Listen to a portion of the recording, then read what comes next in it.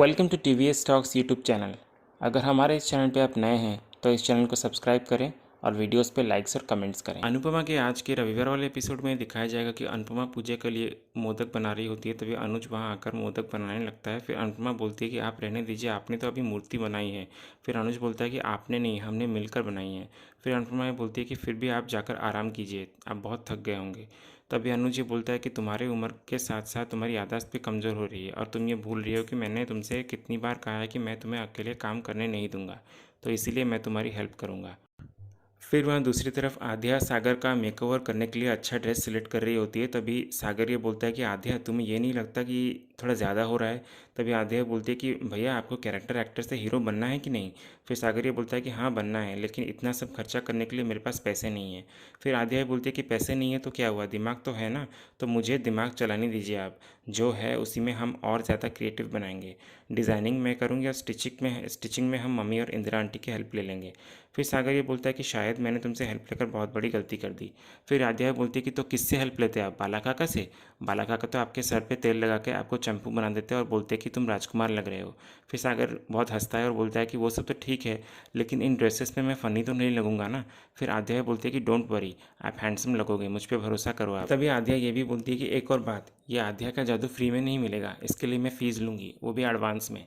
फिर सागर ये बोलता है कि ठीक है, मेरे पास जितने भी पैसे हैं वो ले लो। फिर सागर पैसे निकाल कर दे रहा होता है, तभी आध्या बोलती है कि नहीं नहीं, मुझे पैसे नहीं चाहिए। फिर सागर ये बोलता है कि तो फिर तुम्हें क्या चाहिए? फिर आध्या बोलती है कि मुझे उस लड़की का नाम जानना है।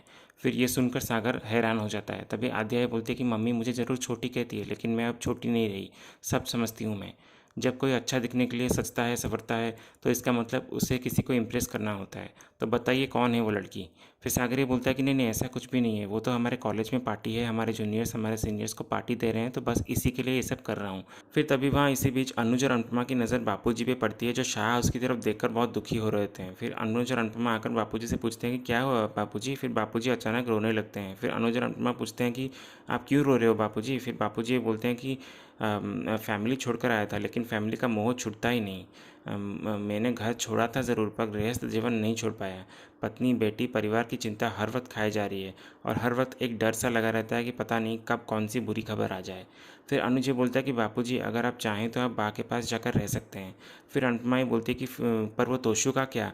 फिर अनुज ये बोलता है कि उस तोशु से हमें कोई लेना देना नहीं है। फिर तभी वहाँ अचानक तोशु आता है और कहता है कि पारितोष शाह को इसमें कोई प्रॉब्लम नहीं है, बापूजी जब चाहे शाह उसमें वापस आ सकते हैं और मैं रेड कारपेट बिछाकर उनका वेलकम भी करूंगा।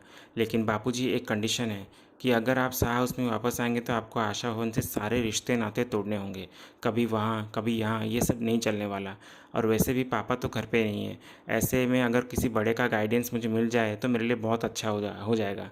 लेकिन बापूजी, आपको मन बनाना ही होगा कि आप अगर शाह हाउस में रहेंगे तो आपको इस आशा भवन को भूलना ही होगा, और मैं आपको इस आशा भवन में आने भी नहीं दूंगा। फिर अनुपमा ये बोलती है कि तू है कौन जो बापूजी को यहाँ आने से रोकेगा?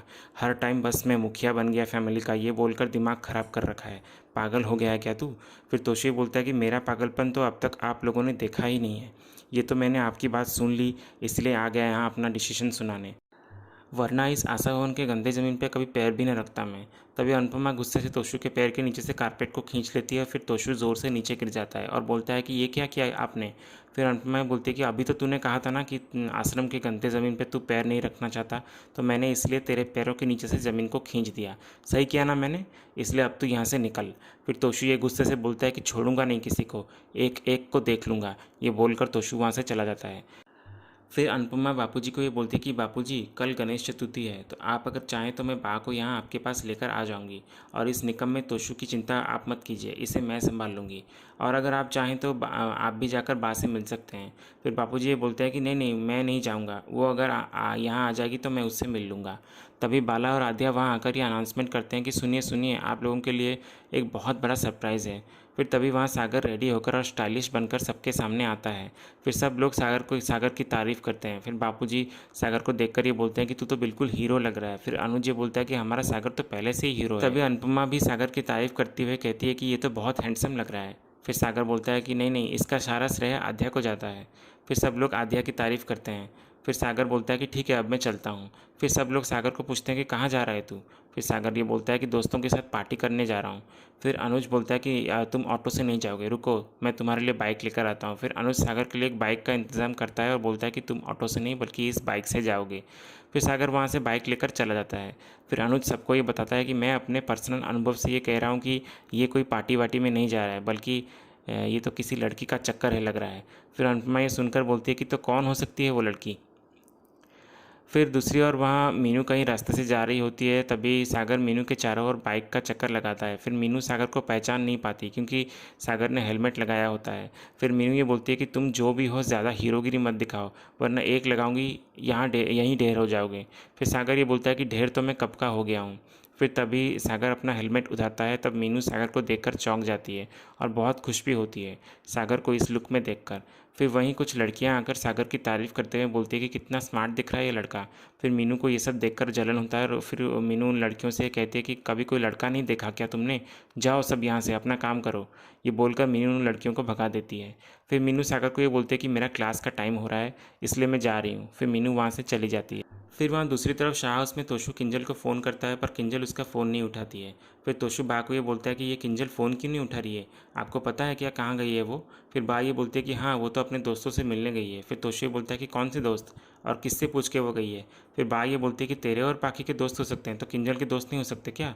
फिर तोशु ये बोलता है कि नहीं उसके दोस्त नहीं हो सकते क्योंकि शादी के बाद औरत के लिए अपना घर और अपना पति ही सब कुछ होता है। फिर बा ये बोलती है कि मैं भी पहले यही सोचा करती थी, पर अब तो लगता है कि बहू और बेटे दोनों के लिए ये नियम होनी चाहिए। फिर तोशु ये बोलता है कि वो मेरे साथ तो कभी बाहर नहीं जाती और दोस्तों के साथ बाहर जाने का उसके लिए बहुत टाइम होता है। फिर बा ये बोलती है कि तो उसमें क्या है, वो तो सिर्फ निशा और शेखर से मिलने गई है। फिर तोशु ये बोलता है कि ये शेखर कौन है। तभी बा ये बोलती है कि अब तू वनराज की तरह बिहेव करना बंद कर। फिर तभी वहाँ किंजल घर आती है और तोशु को देखकर अनदेखा करके वहाँ से जा रही होती है। तभी तोशु किंजल का हाथ खींचकर उससे पूछता है कि तुम्हें ये दिखाई नहीं दे रहा है कि मैं यहाँ पर हूँ। फिर किंजल ये बोलती है कि और तुम्हें ये नहीं दिखाई दे रहा है कि मैं तुम्हें अनदेखा करके जा रही हूँ। फिर तोशु ये बोलता है कि मैंने इस घर में कुछ नियम बनाए हैं। पहला नियम कि तुम अपने फ्रेंड्स के साथ कहीं बाहर नहीं जाओगी, सिर्फ मेरे साथ जाओगी। दूसरा नियम, तुम किसी भी लड़के के साथ फ्रेंडशिप नहीं रखोगी। तीसरा नियम, अंधेरा होने से पहले तुम्हें किसी भी हालत में घर पहुंचना होगा। और चौथा नियम, तुम्हें मेरी सारी बातें माननी होंगी। फिर किंजल झाड़ू से तोशु को मारती है। फिर तोशु ये बोलता है कि ये क्या कर रही हो तुम। फिर किंजल ये बोलती है कि झाड़ू से गंदगी साफ़ कर रही हूँ, बड़ा भूत चढ़ गया है ना तुम पे, उसे उतार रही हूँ। फिर तोशु ये गुस्से से बोलता है कि तुम्हारा दिमाग ख़राब हो गया क्या। फिर किंजल ये बोलती है कि मुझसे तुम दूर ही रहो, अपना ये रोप मुझ पे झाड़ने की कोशिश मत करना, कहीं तुम्हारे इस भूत को जवाब देने के लिए मुझ पे चुड़ैल ना चढ़ जाए। तुम पुराने वाले पापा बन रहे हो, लेकिन मैं पुरानी अनुपमा नहीं हूँ, बल्कि मैं आज की अनुपमा हूँ। मैं कुछ भी कर सकती हूँ, इसलिए दूर रहना मुझसे। ये बोलकर किंजल वहाँ से चली जाती है। फिर इसी बीच आशा भवन में आध्या अनुपमा के घुंघरू लेकर वहाँ अनुपमा को दिखाती है कि देखिए मम्मी मुझे आपके रूम में क्या मिला। फिर अनुपमा ये बोलती है कि ये तो उस दिन डीन सर के घर पे तुमने जो घुंघरू वाला हिंट दिया था ना, तभी मैंने इसे निकाला था, अंदर रखना भूल गई थी, पर अब रख दूंगी। फिर आध्या बोलती है कि इसका मतलब आप डांस नहीं करते क्या। फिर अनुपमा बोलती है कि नहीं नहीं मैं और डांस नहीं करती। फिर आध्या बोलती है कि क्यों मम्मी, आपने डांस क्यों छोड़ दिया, डांस तो आपके लिए पूजा है ना, आप इतने अच्छे डांसर हैं और आपने अगर डांस छोड़ा है तो फिर से स्टार्ट कीजिए ना। फिर अनुपमा बोलते कि मैं तो ठीक से चल भी नहीं सकती तो डांस क्या खाक करूँगी। फिर अनुज वहाँ आकर अनुपमा के पैरों पे दवाई लगाता है और कहता है कि डॉक्टर ने कहा था ना कि तुमको दवाई लगानी होगी, वरना तुम्हारा पैर ठीक कैसे होगा। ये बोलकर अनुज अनुपमा के पैर पे दवाई लगाता है। फिर वहाँ दूसरी तरफ मीनू कॉलेज से बाहर आती है और सागर को खड़ा वहाँ बाहर देखती है और पूछती है कि सागर तुम अब तक गए नहीं। फिर सागर ये बोलता है कि मैं जा ही नहीं पाया। फिर सागर भी मीनू से पूछता है कि तुम इतनी जल्दी कैसे आ गई। फिर मीनू ये बोलती है कि मैं भी रुक नहीं पाई इसलिए आ गई। फिर मीनू को वो सब याद आता है जब सागर ने उससे ये कहा था कि हम कभी एक नहीं हो सकते। फिर मीनू सागर को ये बोलती है कि क्यों कर रहे हो तुम ये सब, ये स्टाइलिश बनकर आना और यहाँ खड़े होकर मेरा वेट करना, ये सब क्यों कर रहे हो तुम। तुम्ही ने तो खुद कहा था ना कि हम कभी एक नहीं हो सकते, मेरी शादी हो या ना हो तुम्हें कोई फ़र्क नहीं पड़ता, तो फिर ये सब क्यों कर रहे हो तुम। फिर अचानक सागर तभी अपना फीलिंग्स कन्फेस करते हुए मीनू को बोलता है कि मैं तुमसे बहुत प्यार करता हूँ मीनू। फिर मीनू ये सुनकर बहुत खुश हो जाती है। फिर सागर ये बोलता है कि मैंने कभी सोचा नहीं था कि किसी को ये सब मैं कभी बोलूँगा, और तुमसे तो बिल्कुल भी नहीं बोलूँगा, ये मैंने तय किया था। लेकिन आज मैं तुमसे फिर से कहता हूँ कि मीनू मैं तुमसे बहुत प्यार करता हूँ। जब मुझे ये एहसास हुआ कि मैं तुमसे प्यार करने लगा हूँ तो तुमसे ही नहीं बल्कि अपने फीलिंग्स से भी मैं भाग रहा था, क्योंकि मेरी औकात बीच में आ रही थी। लेकिन मैंने जब अनुज जी और अनुडी को साथ देखा तो मैं समझ गया कि प्यार इन सब चीज़ों से ऊपर है। फिर मीनू भी सागर को बोल देती है कि सागर मैं भी तुमसे बहुत प्यार करती हूँ और बोलती है कि आज जितनी बड़ी खुशी हमें मिली है उतना ही डर भी लग रहा है। फिर सागर ये बोलता है कि कैसा डर? फिर मीनू ये बोलती है कि हमारा सफ़र इतना ईजी नहीं होगा सागर, पता नहीं हमारे घर वाले कैसे रिएक्ट करेंगे। फिर सागर ये बोलता है कि अगर वो लोग नहीं माने तो? फिर मीनू ये बोलती है कि तो फिर हमें अपने प्यार के लिए हमारे अपनों से भी लड़ना होगा। फिर सागर ये बोलता है कि मैं तुम्हारे लिए सबसे लड़ जाऊंगा, लेकिन अनुडी को मैं धोखा नहीं दे सकता। फिर मीनू ये बोलती है कि सागर, मामी हमारे प्यार को ज़रूर समझेंगी, इसलिए जब सही वक्त आएगा तो मामी को मैं खुद ही सब कुछ बता दूंगी। फिर सागर और मीनू एक दूसरे से गले मिलते हैं। फिर वहीं अचानक दूर खड़ी पाखी ये सब देख लेती है और तुरंत अपना फ़ोन निकाल कर फ़ोटो खींच लेती है और बोलती है कि पापा नहीं है तो इनकी हिम्मत और भी बढ़ गई है कि ये लोग अब सड़क पे रोमांस करने लगे हैं।